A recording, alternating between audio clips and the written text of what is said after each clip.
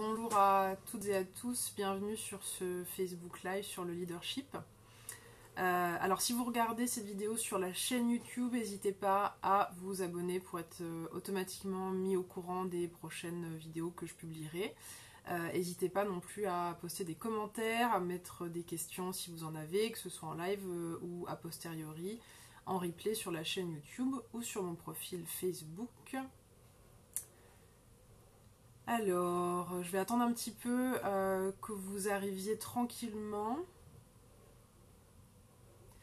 Donc aujourd'hui, c'est vraiment un live sur le leadership, principalement inspiré par un travail que j'ai fait avec une cliente qui s'appelle Solène et que je salue, sur la notion de leadership de manière assez vaste. Donc si vous voulez, l'idée n'est pas de vous dire, voilà, il y a un mode d'emploi, il n'y en a qu'un, et ce sont ces éléments-là qui font qu'on est un bon leader ou un bon manager. Et le reste c'est nul, c'est pas du tout ma démarche. Ma démarche c'est de lister un certain nombre d'éléments qui selon moi font partie du leadership et qui en fait vont vous permettre soit de vous rendre compte que vous avez déjà un certain nombre de capacités, de compétences de leader en vous sans avoir forcément besoin de travailler particulièrement, soit ça va vous permettre, si vous voulez, de vous fixer des objectifs clairs en termes d'apprentissage, sur certaines choses que vous auriez besoin de mettre en place ou que vous aimeriez mettre en place et que vous n'avez peut-être pas encore. Donc voilà, je vais vous donner une vingtaine d'éléments sur la question du leadership. Je vous invite bien évidemment, si vous souhaitez vraiment que cette vidéo vous soit utile et qu'elle produise des effets pérennes et durables pour vous, je vous invite à prendre des notes, à ne pas hésiter, prendre des notes, si vous êtes en replay, à pas hésiter de mettre pause, voilà, et de prendre vraiment le temps d'intégrer chaque information, parce que voilà, c'est sympa de regarder des vidéos, mais comme je dis souvent, l'idée c'est pas juste de regarder des vidéos, mais de se mettre au travail. Donc voilà, vous aurez plein d'éléments aujourd'hui en tout cas par rapport au leadership. Je vois que vous commencez à arriver, coucou Adeline. N'hésitez pas à me dire si le son est bon, si l'image passe bien, s'il n'y a pas de souci. Bonjour Karine.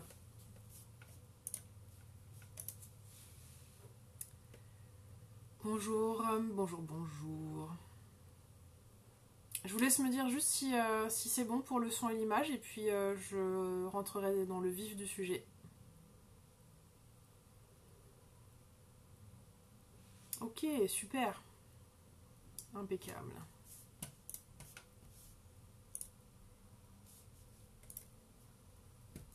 Merci Karine pour ton retour. Alors, un des premiers éléments que j'avais envie de vous citer par rapport au leadership, c'était la notion de vision. Selon moi, l'idée pour un leader ou un manager ou quelqu'un dans une posture de cet ordre, c'est quelqu'un qui a une vision un peu plus large par rapport à un projet, une situation, une entreprise, une vision d'ensemble, une vision pour le futur, une vision globale. Donc ça, c'est une question que vous pouvez vous poser. Là où vous avez besoin de leadership, que ce soit dans le pro ou dans le perso, est-ce que vous avez l'impression d'avoir une vision suffisamment élargie? Est-ce que vous auriez besoin de vous poser la question type de où est-ce que vous voyez le projet en question dans 3 à 5 ans, même si c'est pas du tout des choses qui sont à mettre en place maintenant, ça vous donne aussi la possibilité de regarder un petit peu plus loin que les prochaines semaines ou les prochains mois. Voilà, donc le premier élément que je voulais proposer, c'était cet élément de vision. Un autre élément serait la question de l'intégrité. Donc là, je parle vraiment d'intégrité, pas d'un point de vue éthique ou moral, bien que ce soit important, mais je parle vraiment de questions de cohérence entre les paroles et les actes. Ça me semble compliqué de vouloir obtenir d'un certain nombre de gens qui vous suivent, que ce soit vos collaborateurs ou les gens que vous avez envie d'inspirer, s'il s'avère qu'il y a un décalage important entre vos paroles et vos actes, si vous leur indiquez des choses ou promettez des choses et qu'en fait ces choses ne sont pas faites. Donc là, j'invite les personnes surtout qui se retrouvent dans des structures peut-être d'entreprises ou d'institutions, des structures qui peuvent être de nature assez politique et qui se retrouveraient à devoir mettre en place un certain nombre de stratégies, pour pas parler de manipulation. J'ai rien contre les stratégies dans l'absolu, évidemment. L'idée par contre, c'est d'être bien au clair sur le fait que si les gens se sentent pas respectés et que vous n'avez pas l'air intègre et que vous faites l'inverse de ce que vous dites, ça marchera pas en termes de posture de leadership, ça va pas le faire. Évidemment, ça le fait à aucun moment, mais particulièrement quand on cherche à inspirer des gens ou à diriger des équipes. Une notion assez proche, même si c'est pas tout à fait la même, ce serait la notion d'exemplarité. Là, l'idée c'est... donc, dans l'intégrité, c'est je fais ce que je dis et je dis ce que je fais, en gros. L'exemplarité, c'est ce que je vais vous demander de faire ou de respecter, je vais le faire également. Donc un exemple un peu caricatural et très simple, si jamais vous exigez de la part de vos collaborateurs d'arriver à l'heure au rendez-vous, aux réunions de manière hyper ponctuelle et que vous pointez avec une demi-heure de retard, ça ne marchera pas non plus. Donc l'exemplarité, c'est je fais ce que je vous demande de faire. Je suis dans la capacité de faire ce que je vous demande de faire, je suis les principes que j'édicte et je tiens le comportement que je demande. Et qu'il y ait une cohérence comme ça entre ce que j'attends de vous, ce que je demande de vous et ce que moi je suis en capacité de montrer comme comportement. Je voulais vous parler aussi de la notion de transparence. Alors là, pour faire aussi un petit peu référence à la question de la stratégie et des jeux politiques que j'évoquais un peu plus haut, quand j'ai fait cette séance sur le leadership avec ma cliente, effectivement, un des trucs qui la gênait le plus, c'était le manque de transparence de la part de son manager, surtout quand le manager en question faisait ça de manière tellement stupide qu'en fait, il était extrêmement facile de se rendre compte qu'il avait menti ou alors qu'il avait omis de divulguer certaines informations qui auraient été importantes. Donc là, l'idée, c'est... on ne peut pas tout dire tout le temps. On est bien d'accord que c'est pas possible, en fait.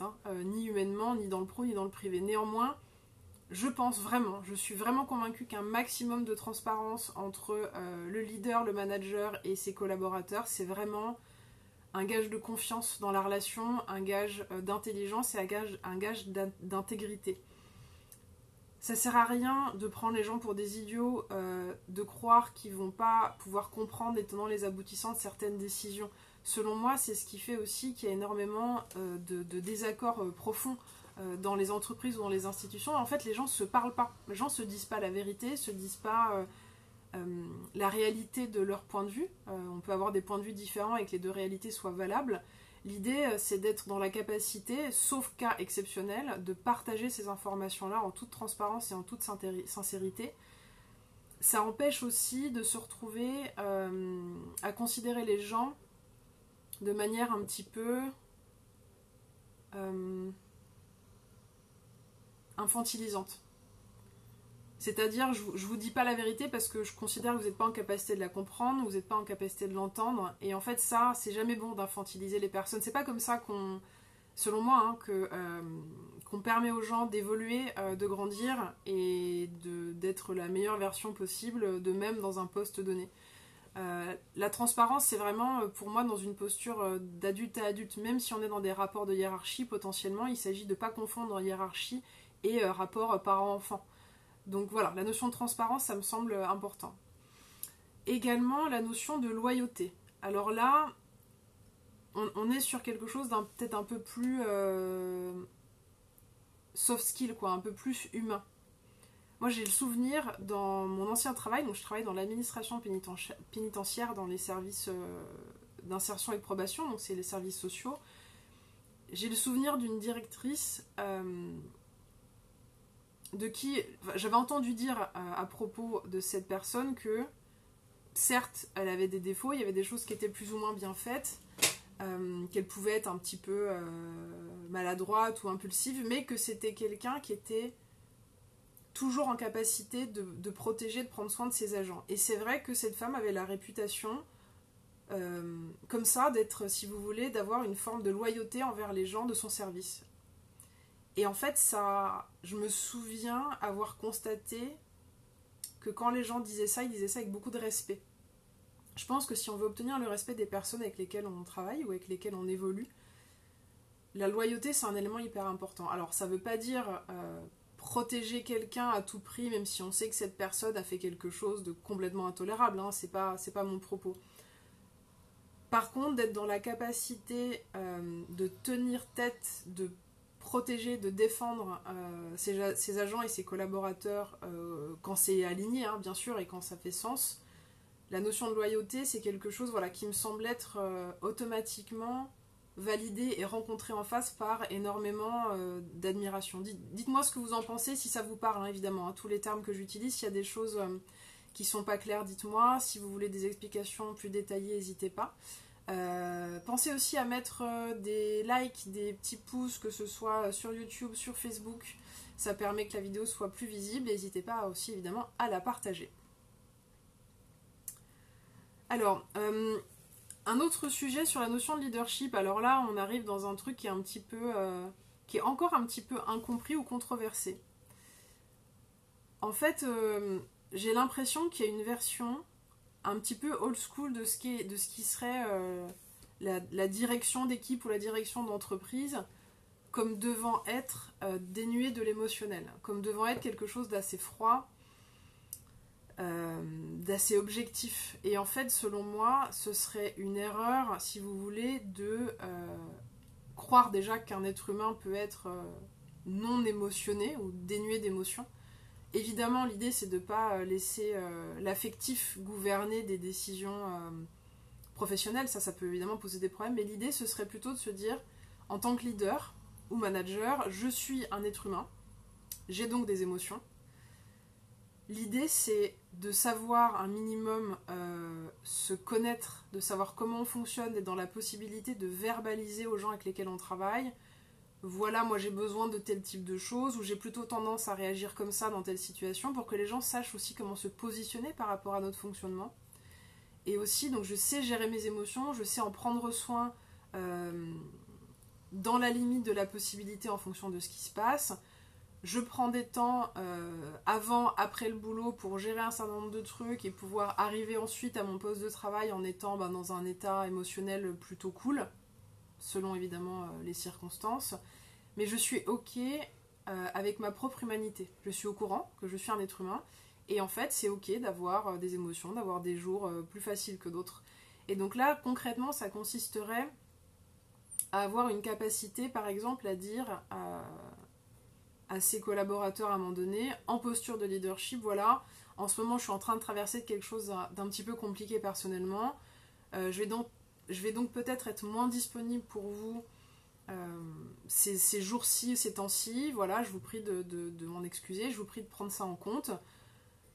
Je pense que c'est ce genre de choses, si vous voulez, déjà, ça veut dire qu'on accepte ses limites, qu'on accepte sa vulnérabilité, mais qu'on l'accepte de manière sensée en restant hyper pro, en fait.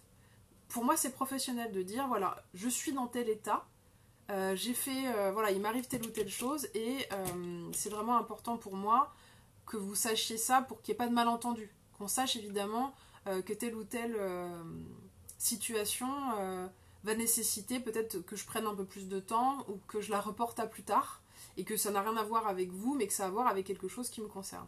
Donc là il s'agirait pas forcément de raconter sa vie à ses collaborateurs, c'est pas du tout le but, mais il s'agirait vraiment de bien se connaître et de savoir le communiquer d'un point de vue émotionnel et puis finalement de bien se connaître et de le communiquer tout court, puisqu'il s'agit aussi d'être dans la capacité de dire aux gens voilà, voilà pourquoi je fais telle ou telle chose, voilà ce qui est important pour moi, ce qui est ok pour moi, ce qui ne l'est pas, ce que je tolère et ce qui me semble pas être possible. Et en fait comme ça permet aux gens de se positionner, ça permet déjà aux gens potentiellement de vous dire qu'ils sont pas d'accord et d'enclencher une conversation pour pouvoir trouver un terrain d'entente qui soit sain et qui convienne à tout le monde. Mais l'idée c'est quand même de commencer par laisser un minimum d'espace de conversation. Et le fait, selon moi, d'expliquer donc de connaître son propre fonctionnement, d'être en capacité de l'expliquer, ça invite aussi l'autre à en faire de même. C'est-à-dire que les gens avec lesquels vous bossez tous les jours, c'est quand même vachement plus pratique quand vous connaissez un minimum comment ils fonctionnent, quand vous savez un petit peu ce qui est ok pour eux ou pas. Et puis sur certains points, effectivement, d'avoir des conversations de fond, hein, de se dire voilà, moi j'ai quand même constaté que dans telle situation, il se passe telle chose, il y a tel comportement. Pour moi, je trouve ça compliqué. Est-ce qu'on pourrait faire autrement? Et là, on fait appel à autre chose qui est finalement de la co-création. C'est-à-dire, on va se mettre ensemble autour d'une table pour trouver des solutions voilà, qui paraissent intéressantes, productives pour tout le monde.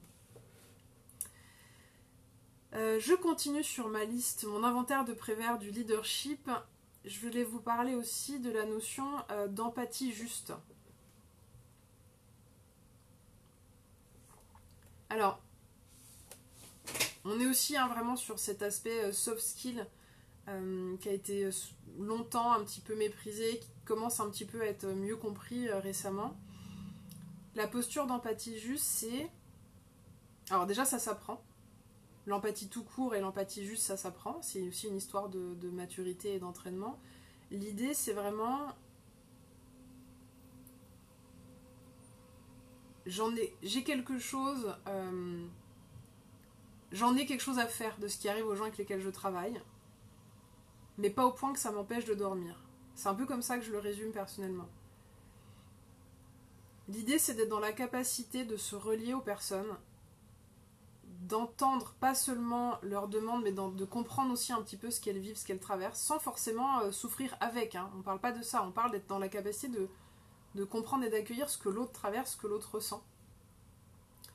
Dans une posture, voilà, dans une capacité d'écoute active, de compassion. Alors il ne s'agit pas de se mettre à pleurer ou de devenir gnangnan, hein, mais d'être dans la capacité de dire je vois bien que tu traverses quelque chose de compliqué, je suis désolée que ça soit compliqué pour toi, est-ce qu'il y a quelque chose que je peux faire Voilà, et l'idée n'est pas non plus de prendre les choses trop à cœur, parce que sinon ça sera compliqué en fait de garder un minimum de distance avec les problématiques traversées par les personnes avec lesquelles on travaille, collaborateurs, collaboratrices. Donc l'empathie juste, ça me semble être quelque chose d'important en termes de leadership. Également la notion d'assertivité qu'on peut lier à la capacité à dire non, entre autres. C'est-à-dire que si vous êtes en posture de leader, encore une fois, hein, que ce soit pro et perso, l'idée c'est qu'à un moment donné, votre posture a été légitimée. Soit par statut, soit par vos compétences, peu importe. Et donc ça vous donne le droit et la possibilité, mais en fait, comme tout à chacun, d'être dans la capacité de dire ce que vous pensez, d'expliquer pourquoi, et puis de dire non, en fait, tout simplement, quand il y a quelque chose qui n'est pas ok pour vous, surtout si vous êtes vraiment en posture hiérarchique, de dire voilà, j'ai tout à fait entendu tes arguments, mais là, pour le coup, je vais prendre une décision qui sera différente, sous-entendu parce que c'est moi le chef, en fait.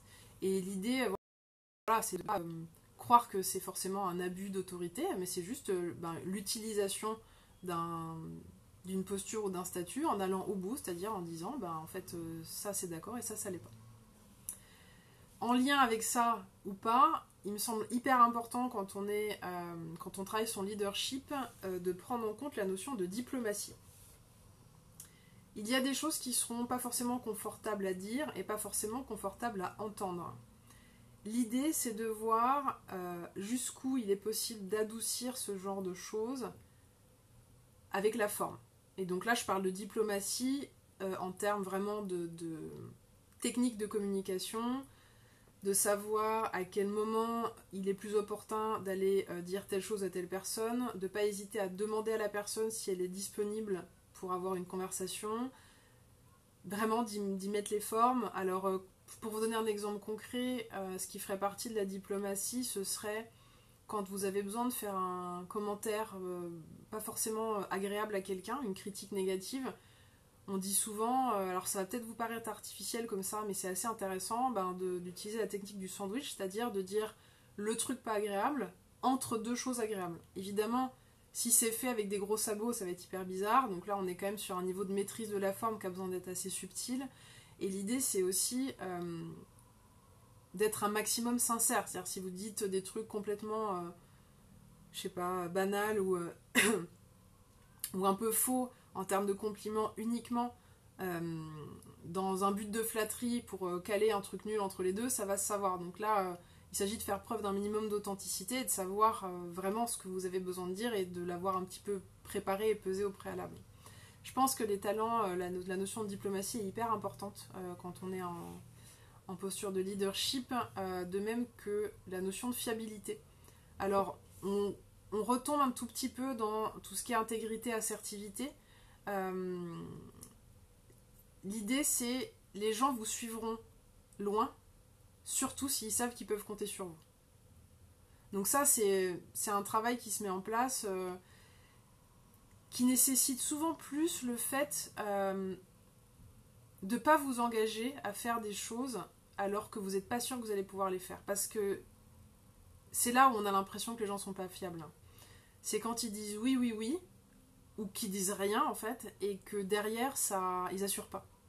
Donc l'idée, ce serait peut-être de vous autoriser à vous interroger avant de répondre oui à quelqu'un ou avant même de proposer quelque chose. Est-ce que finalement, est-ce que c'est dans mes besoins? Est-ce que ça fait sens pour moi? Et donc ça peut être compliqué pour des gens qui seraient par exemple dans le fait plaisir, qui auraient le réflexe de dire oui à tout, quasiment tout le temps, et qui seraient dans l'obligation parfois de devoir se dérober de certaines obligations ou annuler ou encore pire ne rien dire du tout et planter l'autre, et là ça donne une impression hyper mauvaise. Et ce qui est un petit peu ennuyeux avec ce genre de choses, c'est que il suffit d'une ou deux occurrences de choses comme ça pour que inconsciemment les gens vous considèrent comme pas fiable, et ça met longtemps à reconstruire. Donc ça peut être un point sur lequel il s'agirait de prendre des précautions.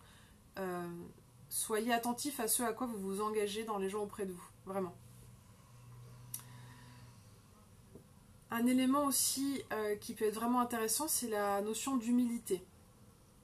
Alors il ne s'agit pas de fausse modestie ou de s'auto-dénigrer ou de diminuer ses réussites ou peu importe, mais c'est vraiment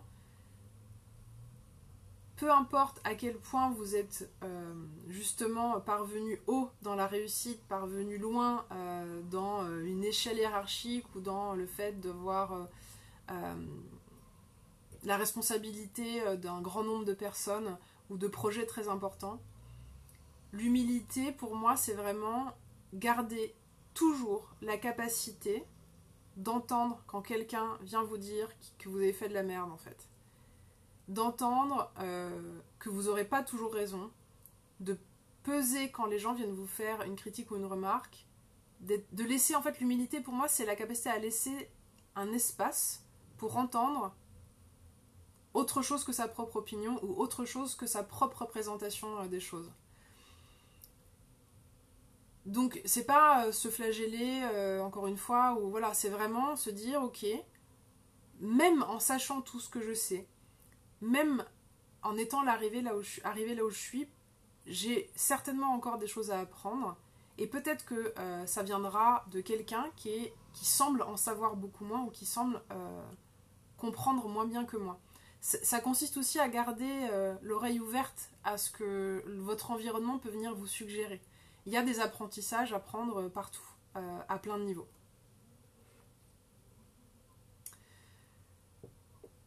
Sur la question des jeux politiques qui peuvent avoir lieu dans les institutions, dans les entreprises, moi je pense qu'à partir du moment où on est dans un groupe, il est impossible qu'il n'y ait pas de politique, au sens mécanique du terme. Évidemment, il y a des intérêts différents, et donc il y a peut-être des conflits d'intérêts, et donc des stratégies mises en place pour servir son intérêt, etc. L'idée pour moi sur le leadership, c'est de garder un jeu politique à un niveau raisonnable, c'est-à-dire, on ne va pas faire semblant qu'il n'y en ait pas, ce serait naïf selon moi. Évidemment, je vais œuvrer dans le sens de ce qui est dans mon intérêt, je ne suis pas là, enfin, l'idée n'est pas de viser un altruisme constant, mais de garder un équilibre juste entre je pense à mon intérêt et je pense à l'intérêt des autres. Et de vraiment garder ça dans une balance, et parfois vos décisions pèseront d'un côté et parfois plus de l'autre. Mais l'idée, c'est de garder un espèce d'équilibre global, de ne pas être la nana ou le mec qui pense qu'à sa tronche et qui avance en écrasant les autres, et de ne pas être non plus celui ou celle qui passe son temps à pousser les autres et à les mettre en avant, et en s'oubliant en chemin, ce qui fait qu'on n'arrive pas du tout à ce qu'on veut faire. L'idée là-dessus, pour moi, serait de garder un équilibre, quelque chose de raisonnable, quelque chose d'harmonieux, en fait. Je voulais aussi vous parler de la notion de pédagogie.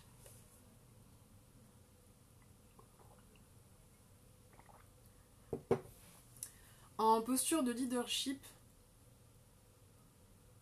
selon moi, l'idée, c'est de partir du principe que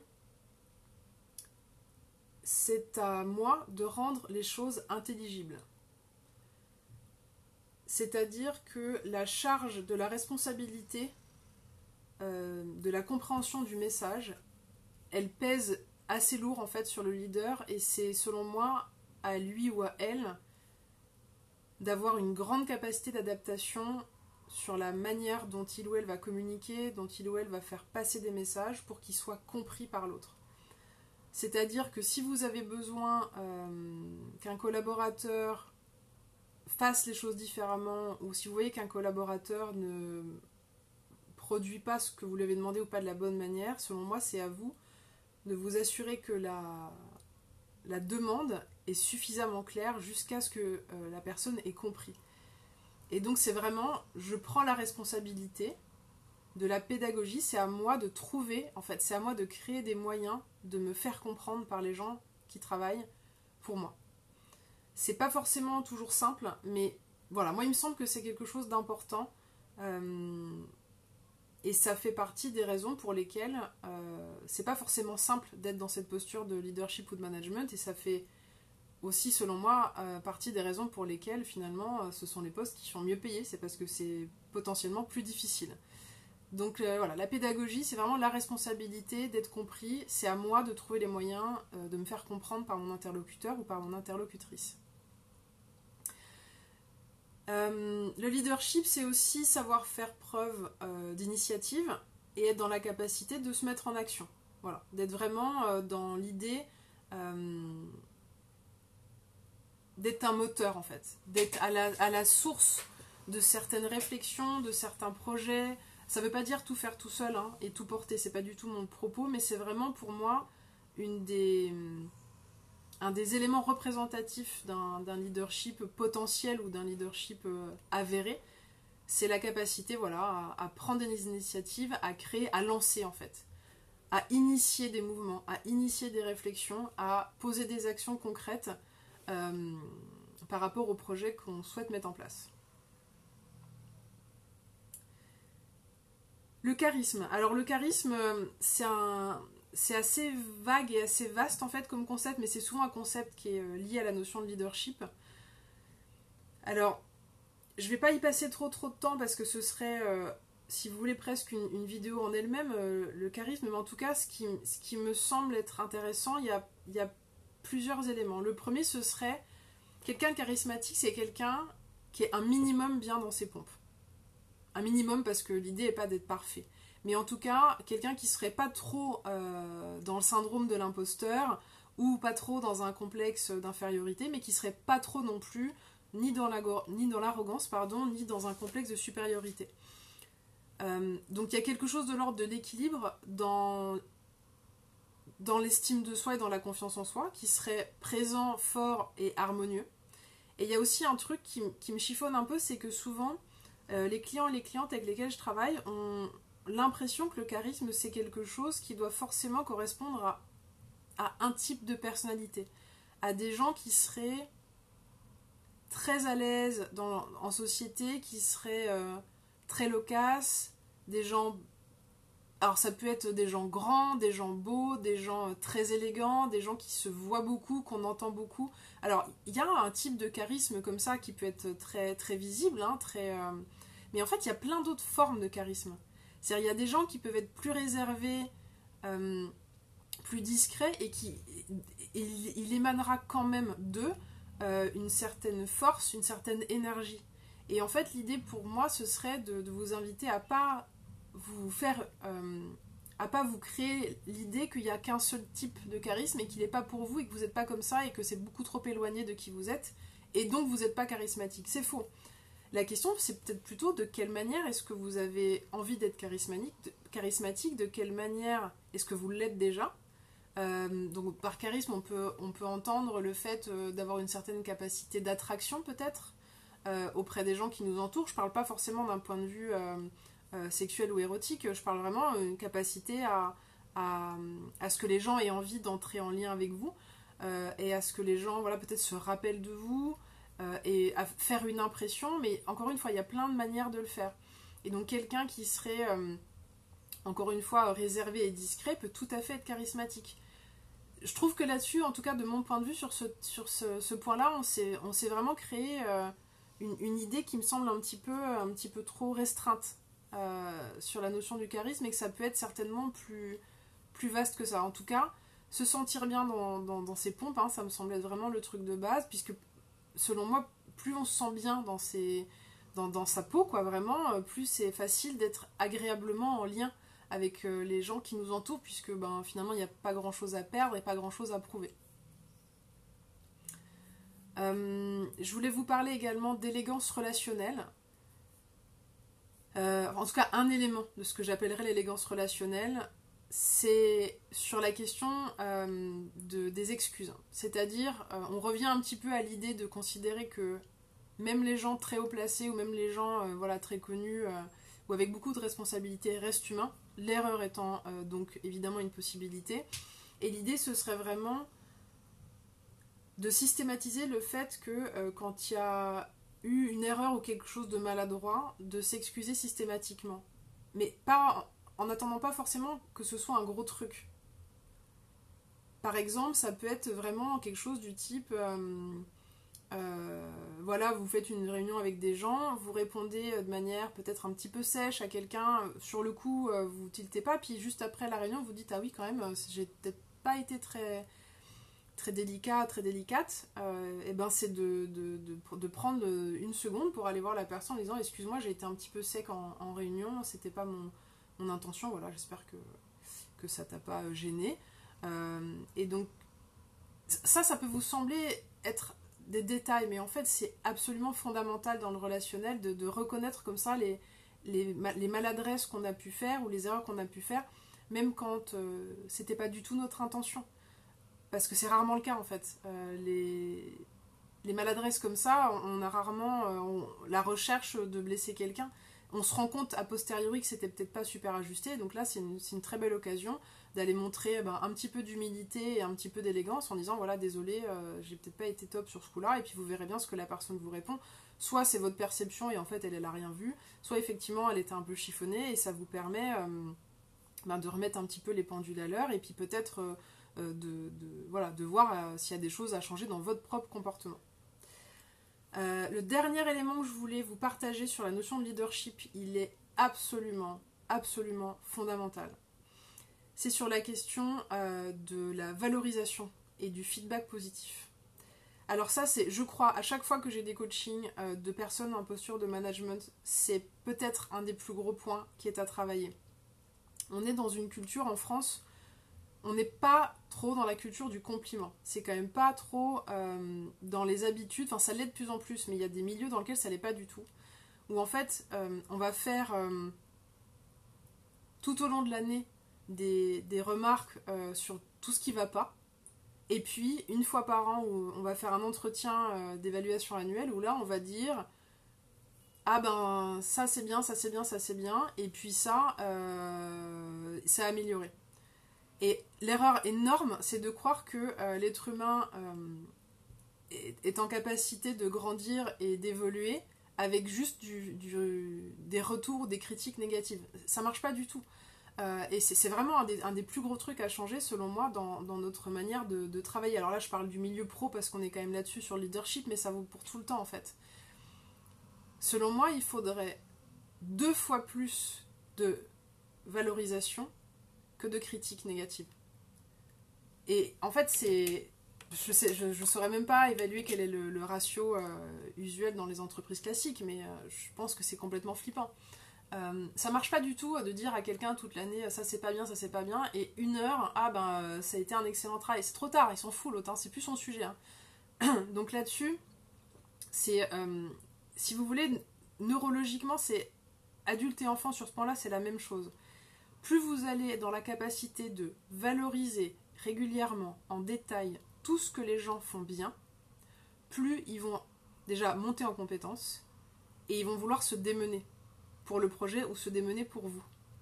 Parce qu'en fait, si ce que je fais bien toute la journée n'est pas vu, je vais me démotiver. Ce n'est pas possible en fait.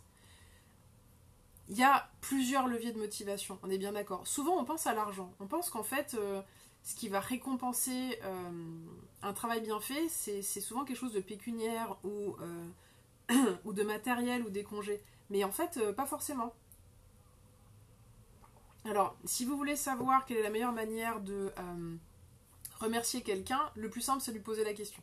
Ça, c'est quand même la base, c'est de lui dire, voilà, je voudrais te remercier ou valider quelque chose par rapport à ce que tu as fait là hyper bien.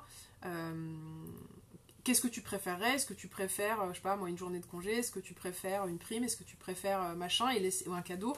Et laisser la personne décider. Mais vraiment, le feedback positif, la valorisation régulière, pas 2 fois par an, de ce que la personne fait bien, c'est absolument vital. Ça, pour le coup, si jamais vous mettez une seule chose en place, pour les personnes qui regardent cette vidéo et qui sont en posture d'encadrement d'équipe ou de management, si vous mettez un seul truc en place, je vous en conjure, prenez celui-là. Prenez le fait d'apprendre à faire régulièrement des retours positifs sur le travail des gens avec lesquels vous êtes. Alors ce sera peut-être pas hyper confortable au début parce que quand on n'a pas l'habitude c'est chelou. Vous allez peut-être trouver un petit peu difficile, vous allez peut-être pas savoir comment le mettre en forme. Pareil, parce qu'on n'a pas l'habitude, donc tout ça c'est un apprentissage, vous pouvez toujours faire des recherches, vous trouverez forcément des éléments sur le net de comment est-ce qu'on formule les choses, mais arrêtez de croire que les gens évoluent, grandissent et gagnent en compétences si on leur dit pas ce qu'ils font correctement. C'est vraiment hyper, hyper, hyper important. Je crois que je vous ai dit absolument tout ce que je voulais vous dire aujourd'hui sur le leadership. Je regarde rapidement si jamais il y a des questions ou des demandes de précision. N'hésitez pas là tout de suite si vous avez une demande particulière sur ces éléments. Je crois que non. Donc je vais choisir de croire que j'ai été parfaitement claire. Merci en tout cas à vous tous et à vous toutes qui suivez avec fidélité mon travail, mes vidéos. Vraiment ça me touche beaucoup. N'hésitez pas à mettre des commentaires sur ces vidéos, sur Facebook, à mettre des commentaires et des likes sur YouTube. Ça m'encourage tout simplement à continuer à le faire, hein. C'est ce que je viens de vous dire sur le feedback positif. Plus j'ai de commentaires, plus j'ai de likes, plus ça me motive à faire, à produire des contenus pour vous et à vous souhaiter aussi une très belle mise en place des différents éléments que je peux vous partager. N'hésitez pas à me faire des retours aussi si vous mettez des choses en test et que vous vous rendez compte que ça marche bien. Dites-le moi s'il vous plaît, partagez-le, c'est hyper important aussi pour que je vois s'il y a des choses qui sont plus importantes que d'autres, s'il y en a qui mériteraient d'être peut-être travailler plus en détail. En tout cas, c'est comme d'habitude un vrai plaisir d'être avec vous. Je vous dis à très bientôt sur les réseaux sociaux. Bye!